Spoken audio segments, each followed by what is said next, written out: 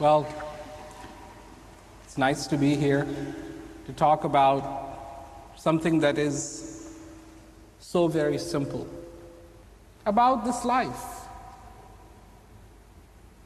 Because nobody talks to us about this life. We only have our realizations that this life is important when there is a disaster, when there is a fiasco. That's not how it should be. Fiascos and disasters should be avoided. They shouldn't be the very things that give us the impetus to change. They shouldn't be the very things that try to point to us that this existence is important, that it means something to be alive. It means something to have this breath come into you. It means something to have the basic desires within our beings. The desire to be fulfilled, the desire to be content, the desire to feel peace. You see, we have gotten so involved in formulas. We have gotten so involved in how to have all this happen that we have actually forgotten what it is that we are trying to accomplish. Sometimes, when I'm sleeping at night, I have dreams. And in my dreams, I'm talking to people. And not only talking to people, but sometimes it's wonderful stuff that is being said.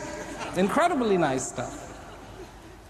So, from one such a dream, I will give you a story that I was telling. And there was a man, and he bought a house, and then he realized that there was definitely shortage of water. He did not have enough water. So he went and he did this big research, and he found a place where he should dig for the water. And he got himself a spade and he started digging. And he started digging, and it was hot and it was hard. And one day,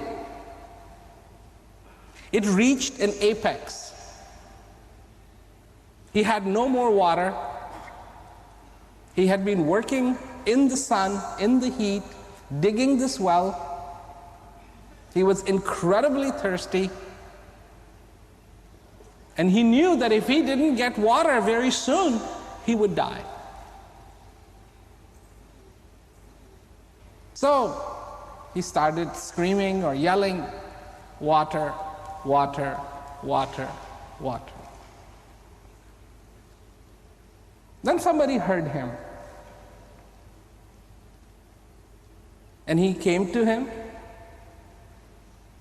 and he said, "Come with me, I will take you to the water." He took his hand,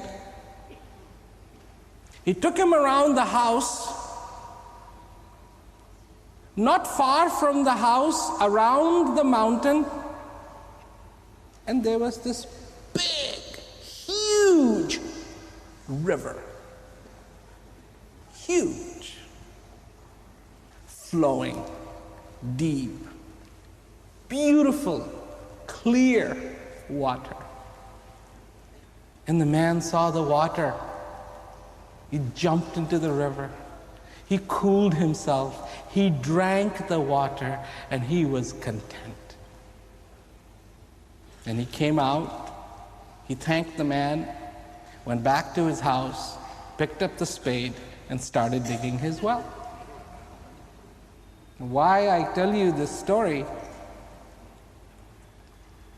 This river was not that far. The river was not that far from his house. He didn't need a well. After he had found the river, he didn't need a well.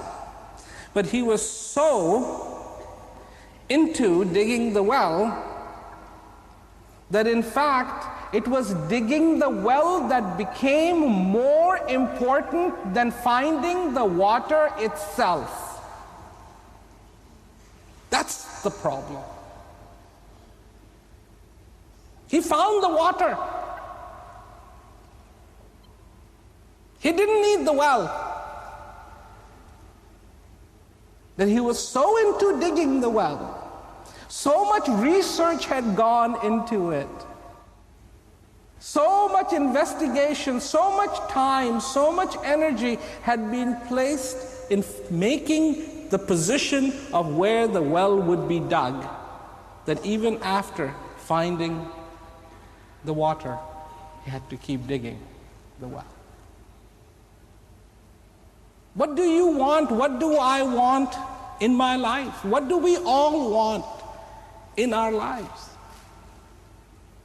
In my life, I want to feel that joy. I want to feel content. I do. Just like a child. What is this child trying to accomplish? To be content. It is so innate